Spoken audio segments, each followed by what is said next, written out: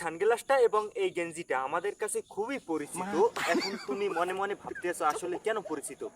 এখন তুমি এটা চিনেও ফেলতে পারো তুমি যদি ইন্টেলিজেন্ট হও।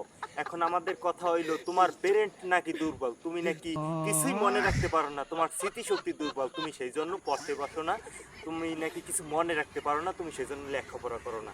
এখন কথা হইলো এই গেঞ্জিটা এবং এই সানগ্লাসটা তুমি চিনলা কিভাবে?